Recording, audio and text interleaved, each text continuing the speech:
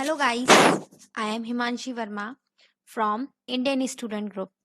आज हम अपने संविधान की क्लास को आगे बढ़ाते हुए संविधान के उस संशोधन के बारे में बात करेंगे जो अभी तक का सबसे व्यापक संविधान संशोधन है और एग्जाम की दृष्टि से तो यह बहुत ही महत्वपूर्ण है। तो चलिए हम स्टार्ट करते हैं और हम पढ़ते हैं 42वां संविधान संशोधन जो कि 1976 में हुआ था, जिसे हम लघु संविधान के रूप में जानते हैं। 42वां संविधान संशोधन।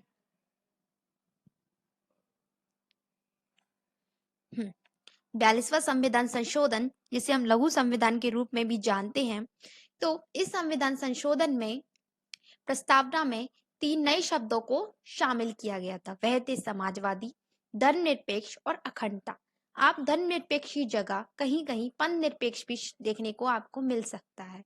ये दोनों ही शब्दों का मतलब एक ही है, लेकिन अगर ऑप्शन में ये दोनों ही शब्द आते हैं तो आप धर्मनिरपेक्ष को ही सही करें क्योंकि यही सही है। इसके साथ साथ 5 विषयों को राज्य सूची से समवर्ती सूची में डाला गया। हमने अपनी पिछली क्लास में पढ़ा था कि राज्य सूची पर कानून बनाने का अधिकार राज्य को होता है, जबकि समवर्ती सूची पर कानून बनाने का अधिकार केंद्र और राज्य दोनों को ही होता है। लेकिन हमने यहाँ 5 विषयों को राज्य सूची से समवर्ती सूची में डाला था। वे विषय थे शिक्षा, वन, वन्य जीव एवं पक्षियों का संरक्षण, नाप तौल और न्याय प्रशासन। संविधान में भाग 4 का को शामिल किया गया था और इस भाग 4 का में अनुच्छेद 51 का था, जिसमें स्वर्ण सिंह समिति की सिफारिश पर मौलिक कर्तव्यों को शामिल किया गया था। देखिए ये बहुत ही इंपॉर्टेंट है क्योंकि इससे 3 क्वेश्चन बन सकते हैं कि संविधान में कौन सा भाग शामिल किया गया था, 4 का, और 4 का में क्या हमने पाया था, मौलिक कर्तव्य किस अनुच्छेद में थे, 51 का में किस समिति की सिफारिश पर शामिल किया गया था, तो वो थे हमारे स्वर्ण सिंह समिति की सिफारिश पर। इसके साथ ही नीति निर्देशक तत्वों में नीति निर्देशक तत्व भाग 4। देखिए जो हमारे नीति निर्देशक तत्व हैं ये भाग 4 में हमने जब संविधान बना था तभी डाल दिए थे और भाग 4 का को हमने अभी शामिल किया है और ये इसके जस्ट तुरंत बाद ही है।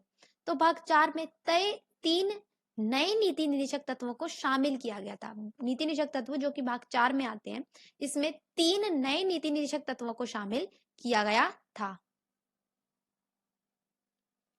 3 नए नीति निर्देशक तत्वों को शामिल किया गया था जिसमें सामान्य न्याय, निशुल्क विधिक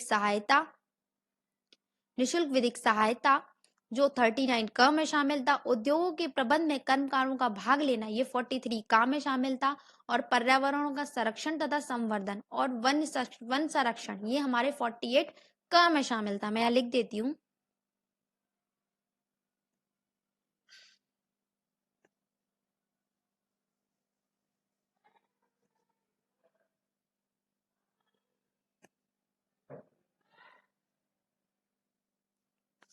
फोर्टी एट में शामिल किया गया था। ठीक है, तो हमने इसमें क्या पढ़ा कि प्रस्तावना में 3 नए शब्दों को जोड़ा गया था, समाजवादी, धर्मनिरपेक्ष और अखंडता। 5 विषयों को राज्य सूची से समवर्ती सूची में डाला गया था। शिक्षा, वन, वन्य जीव एवं पक्षियों का संरक्षण, नाप तौल और न्याय प्रशासन। संविधान में भाग 4 का जिसमें अनुच्छेद 51 का था, इसमें हमने स्वर्ण सिंह समिति की सिफारिश पर मौलिक कर्तव्यों को शामिल किया गया था और नीति निर्देशक तत्व जो भाग 4 में शामिल थे, और इसी में हमने 3 नए नीति निर्देशक तत्वों को और शामिल किया था जिसमें सामान्य न्याय नहीं है, समान है, इक्वल जस्टिस।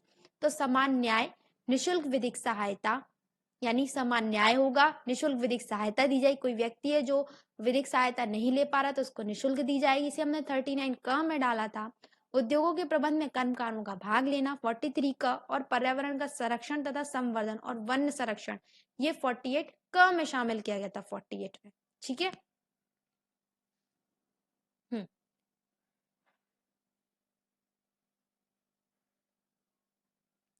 लोकसभा एवं विधानसभा का कार्यकाल 5 से 6 वर्ष किया गया, परंतु 43वां संविधान संशोधन 1977 में इसे पुनः 5 वर्ष किया गया। क्या होता है कि ये क्वेश्चन बन सकता है कि किस संविधान संशोधन के तहत लोकसभा और विधानसभा का कार्यकाल बढ़ाया गया था, तो वह था 42वां संविधान संशोधन 1976। इस संविधान संशोधन के जरिए लोकसभा एवं विधानसभा का कार्यकाल 5 से 6 वर्ष किया गया, यानी पहले 5 वर्ष था, फिर हमने इसको 6 वर्ष कर दिया। लेकिन 43वां संविधान संशोधन जो कि उसके पुनः 1 साल बाद ही होता है 1977 में, इसे फिर से 5 वर्ष किया गया और उसके बाद कभी परिवर्तन नहीं किया गया। तो ये क्वेश्चन आ सकता है कि लोकसभा का कार्यकाल या विधानसभा का कार्यकाल 6 वर्ष कब किया गया था, तो वो है 42वां संविधान संशोधन 1976। अनुच्छेद 352 अनुच्छेद 352 352 में राष्ट्रपति को पूरे देश के साथ साथ देश के किसी भी हिस्से में राष्ट्रपति शासन लगाने की शक्ति प्रदान की गई थी। वैसे तो अनुच्छेद 352 राष्ट्रपति को यह शक्ति देता है कि वह देश में राष्ट्रपति शासन लगा सकता है, लेकिन हमने अपने संविधान संशोधन के जरिए इस शक्ति को थोड़ा और विस्तृत करते हुए राष्ट्रपति को यह भी शक्ति दे दी कि वह पूरे देश के साथ साथ जरूरत पड़ने पर किसी भी देश के किसी भी हिस्से में राष्ट्रपति शासन लगा सकता है।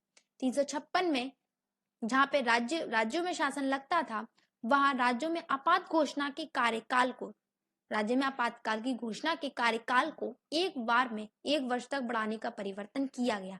पहले हम इसे 6 माह तक के लिए बढ़ाते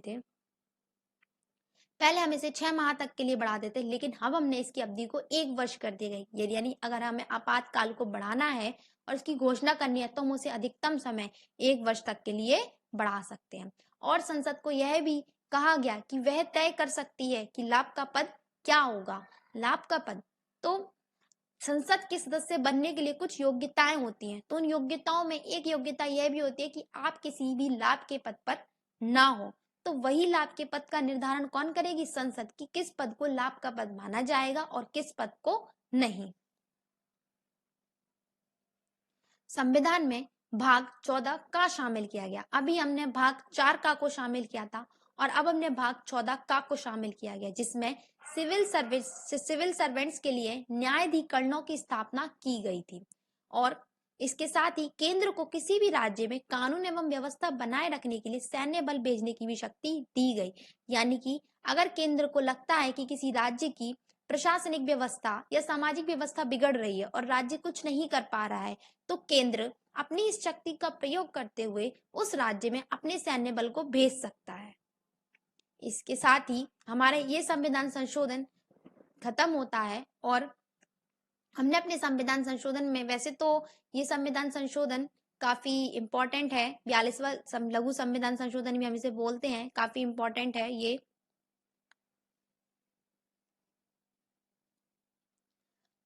इसमें तीसरे आपातकाल के दौरान पीएम श्रीमती इंदिरा गांधी जी, देखिए जो 42वां संविधान संशोधन 1976 में जो हुआ था उसमें बहुत सारे संशोधन किए गए थे, लेकिन मैंने जो आपको पढ़ाई है कुछ महत्वपूर्ण संविधान संशोधन है जो एग्जाम की दृष्टि से भी काफी इंपॉर्टेंट है।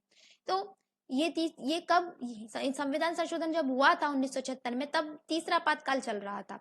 तो इस दौरान हमारे पीएम यानी हमारी प्रधानमंत्री कौन थी? श्रीमती इंदिरा गांधी जी थी, उनकी ही सरकार थी। तो यह संशोधन तभी किया गया और यह संशोधन अब तक पारित संशोधनों में से सबसे व्यापक था, क्योंकि इस संशोधन के माध्यम से 2 नए अध्याय 4 का और 14 का को शामिल किया गया और 9 नए अनुच्छेदों को भी इसमें शामिल किया गया था। कितने अनुच्छेद थे? 9।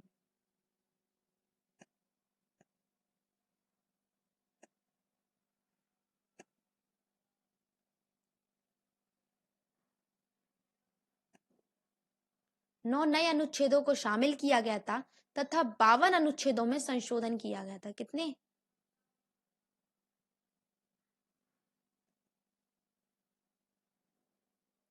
52। ठीक है, तो हम याद रखेंगे कि 2 अध्यायों को शामिल किया गया था,